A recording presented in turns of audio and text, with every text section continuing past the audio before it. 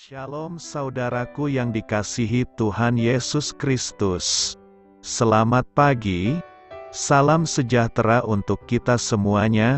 Selamat datang kembali di Renungan Rohani pagi hari ini. Semoga saudara yang terkasih dalam keadaan sehat selalu, kiranya damai dan sukacita Roh Kudus melimpah di dalam hati dan pikiran saudara saat ini.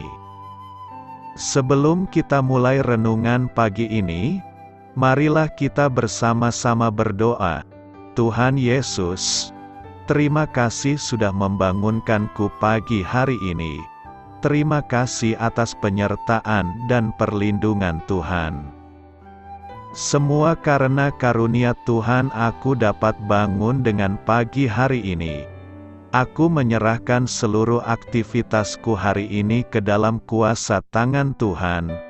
Jauhkanku dari yang jahat, ya Tuhan. Tuhan Yesus, tolong lindungi dan berkati aktivitasku hari ini. Tolong berkati juga keluarga dan teman-temanku, Bapa Surgawi, oleh karya Roh Kudus.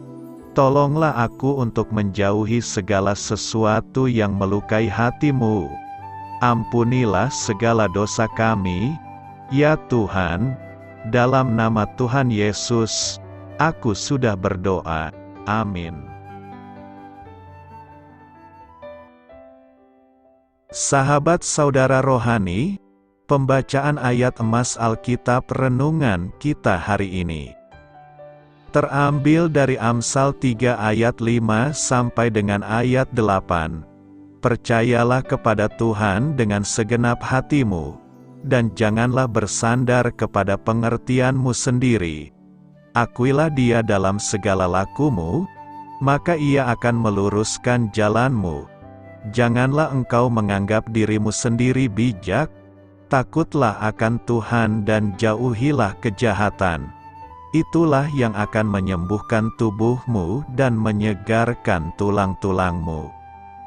Amsal 3 ayat 5 sampai dengan ayat 8. Inti dari ayat emas renungan kita adalah: Akuilah Dia dalam segala lakumu, maka Ia akan meluruskan jalanmu. Mari kita mulai renungan pagi kita. Judul renungan kita hari ini adalah Lompatan Iman, ditulis oleh Kimia Loder. Mari kita mulai kisah inspiratif. Saat bersiap menaiki wahana Flying Fox dari titik tertinggi hutan hujan di Pulau Saint Lucia, Kepulauan Karibia, hati saya diliputi perasaan takut. Beberapa detik sebelum melompat dari landasan, benak saya dipenuhi bayangan semua kegagalan teknis yang mungkin terjadi. Namun, dengan segenap keberanian yang dapat saya kumpulkan karena tidak ada pilihan untuk membatalkannya, saya pun melompat. Saat terjun dari puncak hutan, tubuh saya melesat melewati rimbunan pohon hijau. Dengan angin bertiup menerpa rambut dan kekhawatiran saya perlahan memudar. Ketika gravitasi membawa saya melesat di udara, landasan tujuan pun semakin jelas. Setelah mendarat dengan mulus, saya tahu saya telah tiba dengan selamat. Pengalaman naik Flying Fox itu memberi saya gambaran mengenai saat-saat ketika Allah mendorong kita untuk menjalani suatu usaha baru yang menantang. Kitab suci mengajar kita untuk mempercayai Allah dengan segenap hati dan tidak bersandar kepada pengertian kita sendiri. Amsal 3 ayat 5, di saat kita merasa ragu dan tidak pasti. Ketika pikiran kita dipenuhi perasaan takut dan ragu, jalan di hadapan kita pun bisa jadi tampak kabur. Namun, begitu kita memutuskan untuk melangkah dalam iman dengan menyerahkannya kepada Allah, Ia akan meluruskan jalan kita. Amsal 3 ayat 6.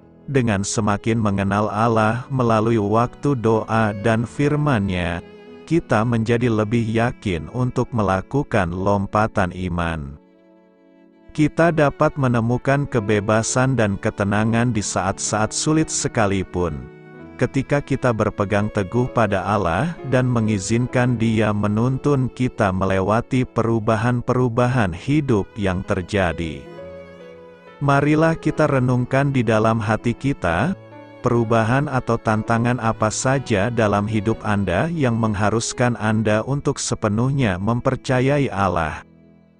Apa yang membuat Anda ragu melakukan lompatan iman itu? Hal ini patut kamu ketahui. Umat manusia mempunyai masalah dengan otonomi. Sejak awal, laki-laki dan perempuan manusia yang pertama memutuskan apa yang baik dan yang jahat bagi diri mereka sendiri, dan menolak mengakui pencipta mereka sebagai Allah mereka. Kejadian 3 ayat 6 dan 7. Seperti kitab-kitab hikmat lainnya dalam Alkitab, Kitab Amsal menawarkan suatu jalan untuk kembali sebuah gambaran tentang hidup yang dapat terjadi apabila kehendak Allah dihidupi. Amsal 3 ayat 5 sampai dengan ayat 8 mengungkapkan misi tersebut dengan sempurna. Apabila kita bersandar pada diri sendiri dan menentukan jalan hidup kita sendiri, kita hanya akan mengikuti jejak Adam dan Hawa menuju kematian. Sebaliknya, jika kita mempercayai pencipta kita, bersandar pada pimpinannya, dan berserah kepadanya, kita akan menemukan hidup dan damai sejahtera. Ayat 5 dan 6 menggambarkan jalan kembali kepada hidup di Taman Eden. Percaya kepada Allah dalam segala hal dan biarkan Dia mengarahkan jalan kita. Apakah Alkitab menyarankan untuk mengikuti hati kita? Baik di dalam film, novel, semboyan, blog dan meme lainnya, ada ajakan untuk mengikuti hati kita. Adapun nasihat yang berbunyi, percayalah diri sendiri, atau ikuti nalurimu. Ada pula yang berbunyi, hatimu tidak mungkin menyimpangkanmu. Masalahnya, semua nasihat ini tidak alkitabiah. Bukannya mempercayai kata hati kita, seharusnya kita menyerahkan hati kita kepada Allah. Percayalah kepada Tuhan dengan segenap hatimu, dan janganlah bersandar kepada pengertianmu sendiri. Akuilah Dia dalam segala lakumu, maka Ia akan meluruskan jalanmu. Ayat ini memerintahkan secara khusus supaya kita tidak mempercayai diri kita sendiri. Sebaliknya, ayat ini menjanjikan bimbingan bagi mereka yang memilih untuk mengikuti Tuhan. Jika sesuatu dapat memberi arahan, maka hal itu harus didasari oleh kebenaran secara objektif. Dalam kata lain, apapun yang diajak konsultasi harus menyediakan konklusi berdasarkan kebenaran objektif, bukan pengertian emosional yang subjektif. Alkitab mengajar bahwa manusia harus mengikuti Allah. Allah berfirman, "Diberkatilah orang yang mengandalkan Tuhan, yang menaruh harapannya pada Tuhan." Allah memiliki pengetahuan yang sempurna mengenai segala sesuatu, sebuah sifat yang kita juluki sebagai kemahatauan. Pengetahuan Allah tidak dibatasi oleh apapun juga. Allah menyadari semua peristiwa yang telah terjadi, yang sedang terjadi, dan yang akan terjadi. Pengetahuan Allah tidak terbatas pada peristiwa, melainkan pada pemikiran dan motivasi di baliknya. Namun, bukanlah semata pengetahuan ini yang membuat Allah menjadi sumber bimbingan yang dapat diandalkan. Allah juga menyadari setiap kemungkinan dan setiap akibat yang dapat terjadi dalam tiap peristiwa. Kemampuan itu, ketika dipadukan dengan kebaikan Allah, menjadikan Allah sebagai pembimbing yang terbaik untuk diikuti umat manusia. Tentang hati orang yang belum lahir baru, Allah berfirman, "Betapa liciknya hati, lebih licik daripada segala sesuatu, hatinya sudah membatu. Siapakah yang dapat mengetahuinya?" Ayat ini memberi setidaknya dua alasan mengapa manusia tidak boleh mengandalkan hatinya dalam mengambil keputusan. Pertama, dari segenap ciptaan tidak ada yang lebih licik daripada hati manusia. Karena hodratnya yang berdosa, jika kita mengikuti kata hati kita, maka kita sedang mengikuti pemandu yang tak layak dipercayai. Kita dibutakan terhadap sifat penipu hati kita. Sebagaimana ditanya oleh sang nabi, "Siapakah yang dapat mengetahuinya?" Ketika kita mengandalkan hikmat pribadi kita, maka kita akan sulit menentukan yang mana yang baik dan yang mana yang buruk. Membedakan baik dan buruk berdasarkan perasaan adalah cara hidup yang bahaya dan tidak alkitabiah. Yang kedua, Yeremia 17 ayat 9 mengajarkan bahwa hati manusia itu licik. Tidak ada cara untuk memperbaiki hati, manusia membutuhkan hati yang baru. Oleh karena itu, ketika seseorang beriman pada Kristus, ia dijadikan ciptaan baru. Yesus tidak memperbaiki hati. Sebaliknya, ia menggantikannya dengan yang baru.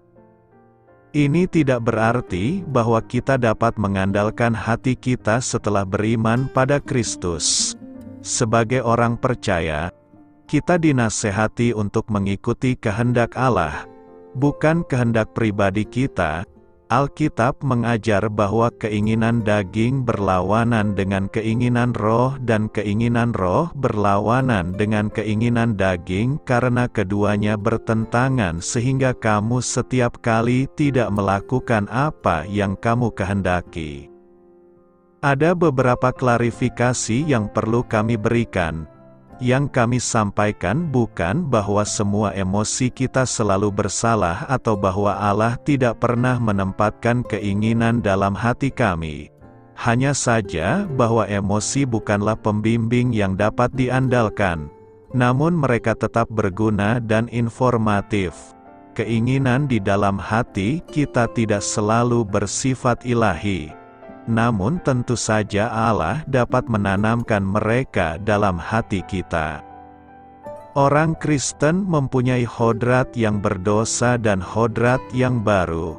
Belajar membedakan keduanya adalah pertanda kedewasaan rohani. Kita harus membandingkan keinginan hati kita dengan firman Allah dalam doa. Sama halnya, mencari tahu letak karunia kita dan hal-hal yang menyenangkan hati kita adalah penting. Kita tidak mengikuti hati kita selayaknya dunia. Namun gerakan hati tidak selalu salah. Kadang, mengikuti dorongan Roh Kudus terasa seolah-olah mengikuti kata hati kita. Namun, sekali lagi, mengikuti hati hanya tepat jika hati kita tunduk kepada pengarahan Allah dan kebenaran dalam firman-Nya. Kita mempunyai Tuhan yang baik dan Maha Tahu yang berjanji akan memberi kami hikmat. Kita memiliki firman-Nya yang terilhami dan tak bercacat dalam bentuk tulisan. Daripada mengikuti hasrat hati kita yang ternoda oleh dosa, kita berpaling kepada Allah dan percaya dalam janji-Nya yang kekal. Doa saya menyertai saudara sekalian. Marilah kita menyampaikan doa syafaat. Bapa terkasih, berilah aku hikmat dan kekuatan yang kubutuhkan untuk mempercayakan hidupku kepadamu. Amin. Sampaikan harapan dan permintaan saudara kepada Tuhan.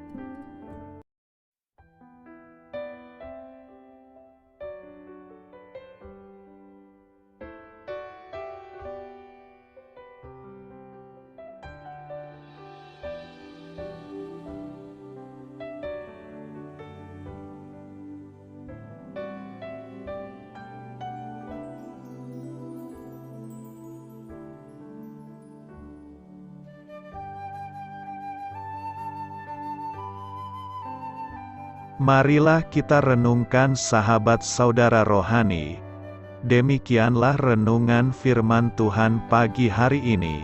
Semoga menjadi berkat dalam hidup kita.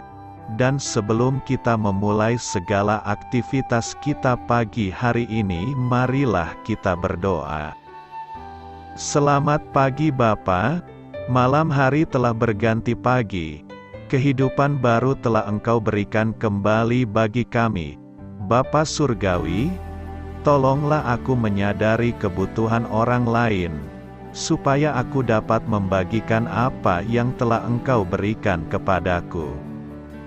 Pada saat aku membutuhkan, berilah aku keyakinan bahwa Engkau akan mencukupkanku, melalui orang-orang yang mengasihi-Mu, bukan karena kami pantas atau layak, namun karena kasih karunia-Mu kami boleh ada, sebagaimana kami ada di pagi hari ini.